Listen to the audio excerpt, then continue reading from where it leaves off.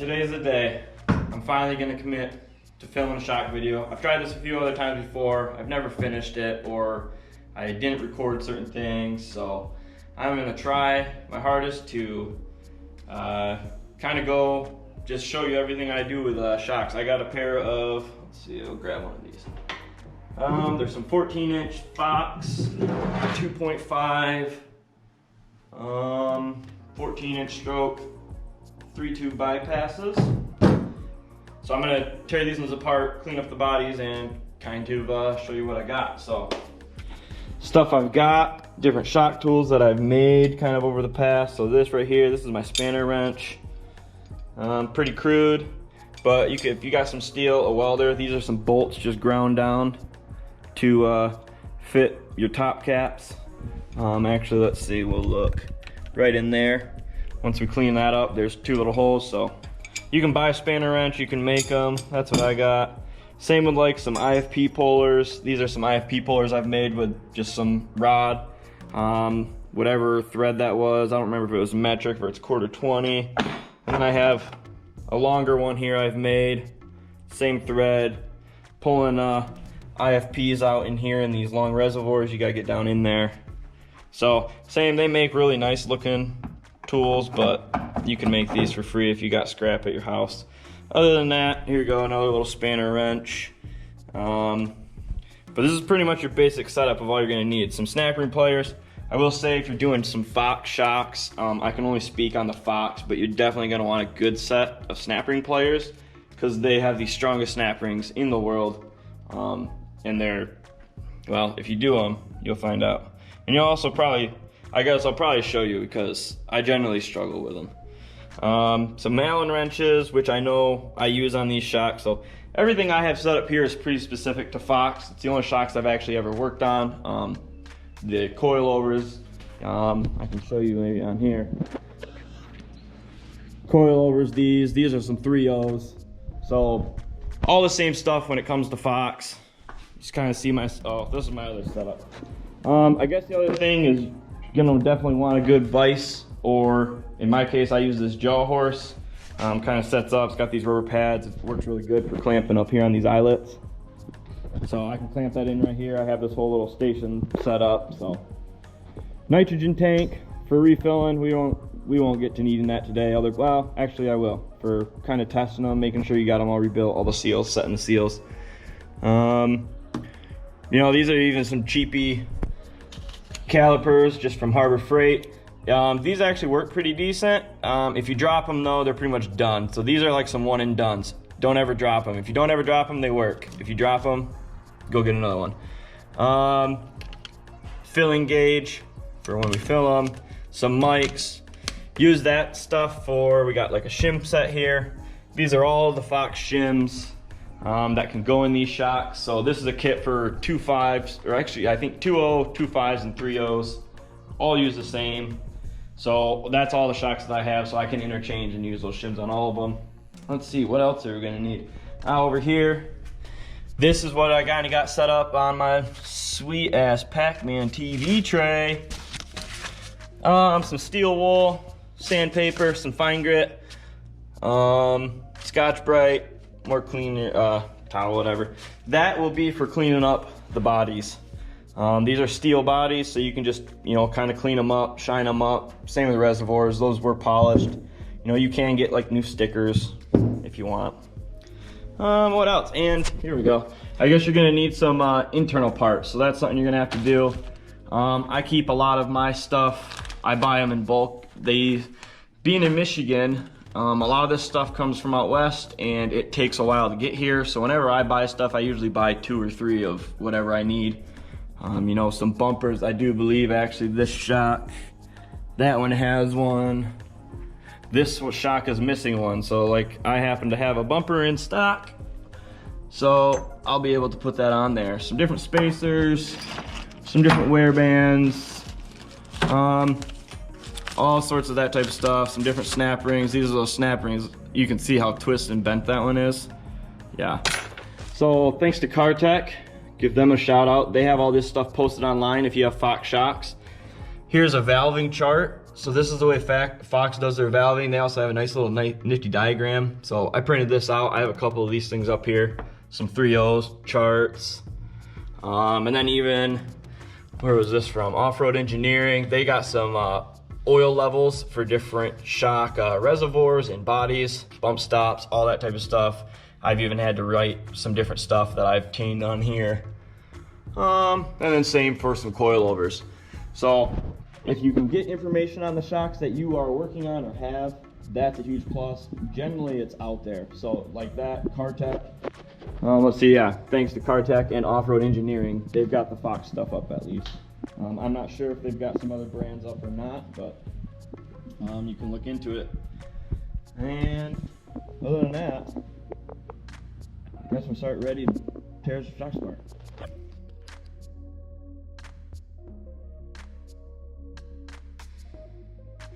All right, I got you set up in a little closer here now, so hopefully you can see. Can manipulate this around a little bit.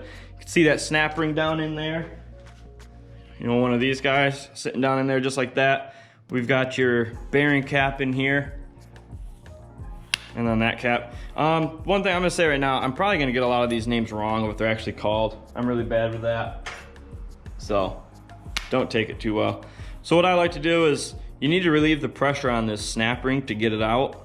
So if you put this on, put a couple threads down, and then push down like that, nice little loud snap, it'll push that bearing block down. There we go. So now you see in there, we got a gap underneath of our snap ring there. So now you can come in with your snap ring pliers and try not to gouge up anything in there too much. You know, pull your shock shaft out of the way, get that out of the way. Generally, I'm gonna need some assistance on this. Try not to scratch up your IFP thread, or not your IFP. See, I told you I'm gonna be bad with trying to tell you guys the right words. But come in there like that. Oh man, told you these things are. Okay, get that snap ring, get in there and kind of wedge one side out. You really gotta hold that snap ring. There, we got one side out. Let's get this other side out.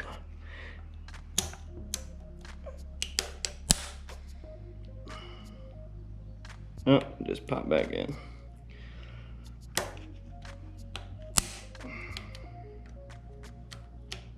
I'm gonna end up having to put this on time lapse.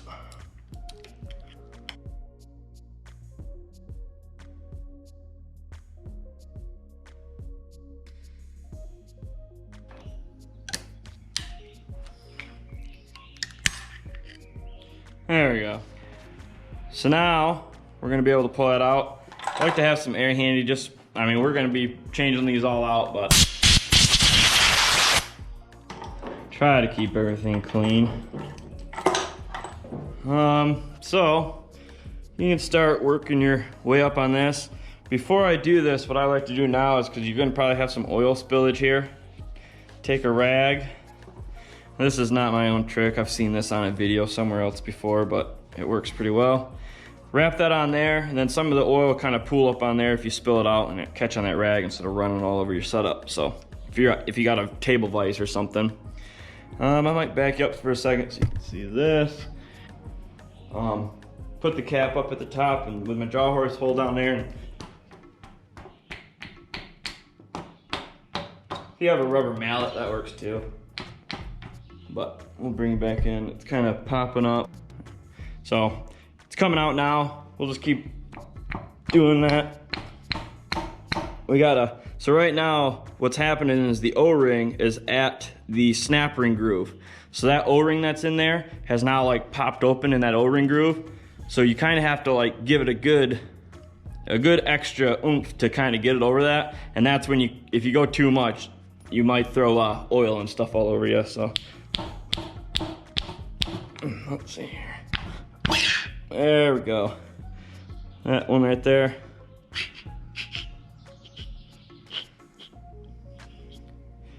So we'll now up to our piston. Just keep working it. There we go. Flip over. So there's some oil inside the piston there. Overall, it doesn't Well, it looks decent. Doesn't look, there's a little bit of shavings on there. There's some rust even, that's from there. So, just kind of inspecting things as we take it out. Seeing how things look. I've never had these apart, so. We will now set this aside over here on our towel. We'll get to that later. And now, we have an open shock body.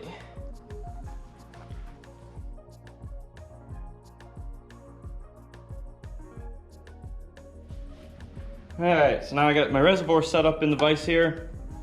Now we can take off this top cap on the reservoir. So now there's no pressure in there. Take a little rubber mallet and kind of give it a bump. That'll fall down in there. Got another snap ring to deal with. See if we can get this one out with just a flat blade. Try not to wreck that too much. Let me grab. There we go.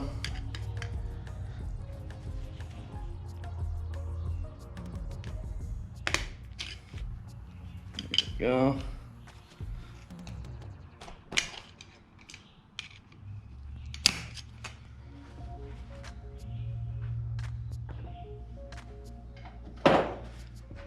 Now with that out, generally you can pull this out. Might need to grab, I'll just come in with some pliers, something like that on that nut. You gotta get past, maybe if you push it down in there more, get some of that dirt out of there.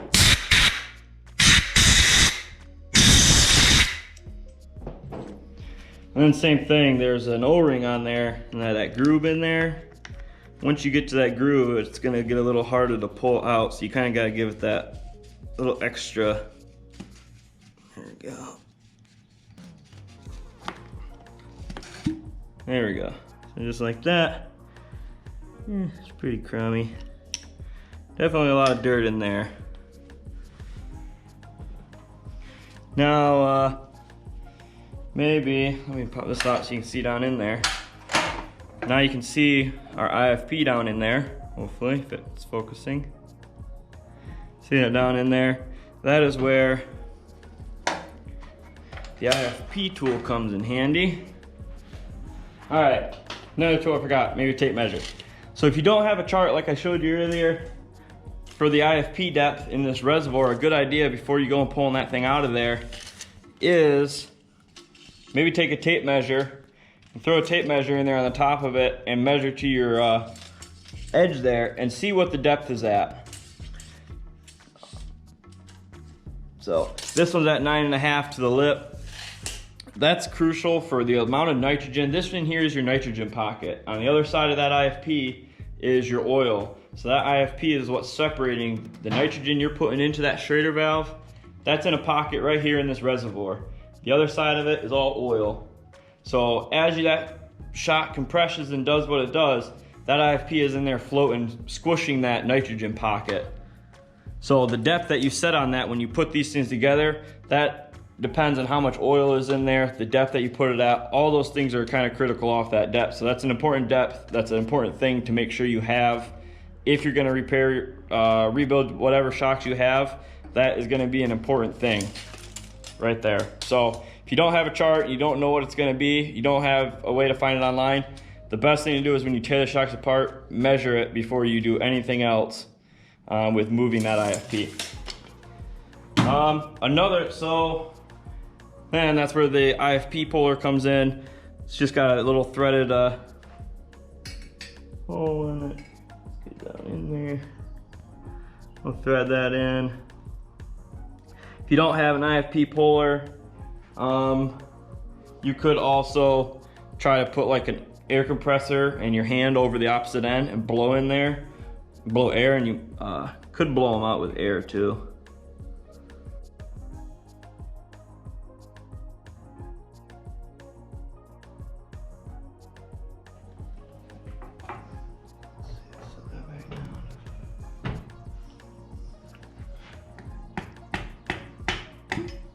There we go.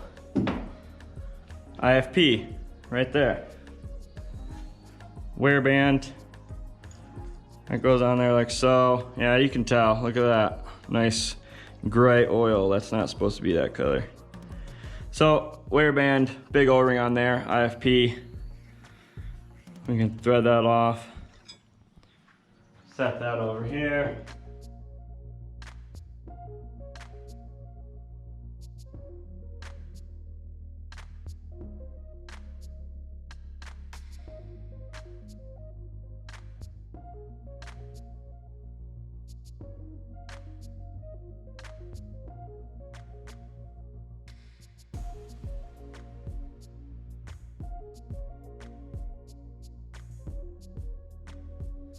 All right, now I got that all torn apart. As far as we need to get the body apart, now we just need to take the shaft assembly apart. Just throw this back up in the vise. You just got your top nut on here, and then the whole stack will come off. This is gonna be where you're gonna wanna be the most important with these pistons are directional, so you do not wanna get that flipped up which way that goes in. Whether you take a picture of it right now to have a good idea, whether you have paper towels laid out and you put it in a stack, whatever you got to do.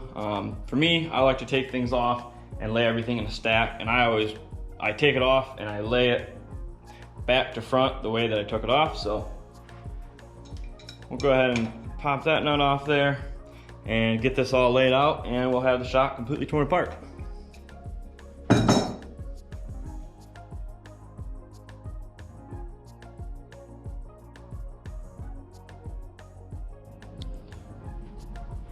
All right, so shock is torn apart.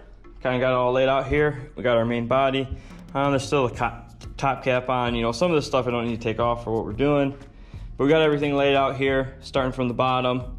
And then actually this is the shock that was missing a bumper. So I'll set that there for now because we're gonna replace that with one. This will end up getting cleaned up. There's a little seal in there that'll get replaced. Got your bearing block, O-ring, bearing in there, another seal on the inside of there. Got some spacers, got our compression shim stack, we've got our piston, got our rebound stack. You've got your rebound tube adjuster, your compression tube adjusters, forgot there for a minute, I froze. Your reservoir, your hose, snap rings, that's pretty much it. So now that we've got this thing all torn apart, I'm actually gonna take a little minute to go through with my calipers and my mics. This is where the calipers and mics come in, and coming in with one of these charts. All of these represent, you know, compression, the washer size right here, and then the thickness that it is right here, and then that gives you what number compression rating you're at. So the Fox system here, number 30 up to 120, and then same with rebound. I'll end up going through here now, grabbing my mics, calipering all of these, and figuring out what was in here. So I'll go ahead and go through that, and then we'll come back and kind of start prepping everything and getting it ready for new seals and putting it back together.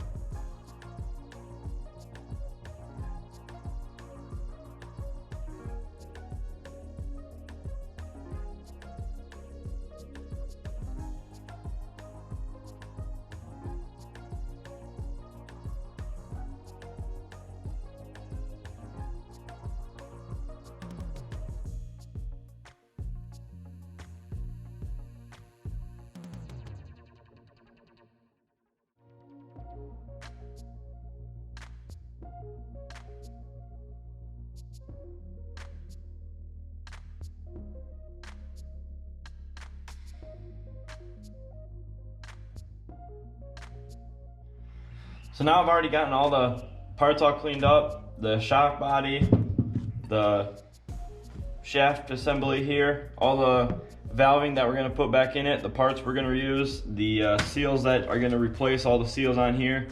And it's just a repeat, or not a repeat, a reverse order of taking everything off, putting it back on. The only thing was just with replacing the seals and stuff like this, make sure you're not using like screwdrivers, sharp points, and gouging all this up. Simply you take your fingers, you can slide down and pinch on those things and they come up like that in a lip. You get your finger right on them, pull them off like that. Good trick to do for shock seals and stuff like that, so you're not taking sharp objects and jabbing them in, that type of stuff. So any type of O-ring like that, you can do stuff like that. Replace your seals out, put your valving back on there in reverse. What I like to do is write all my valving that was in the shock. That way, so I looked at my chart, I figured out what was in there, wrote down what I wanted to change it to, and then wrote down all of the shims that I needed to change and which ones, so that way when I do the other shock, which is right here, I can make the exact same changes that I made into this shock so that they were matching set. So I'm gonna go ahead and set this thing up, just put this thing on time lapse and put the shock back together, and you'll see it all go back together in reverse order.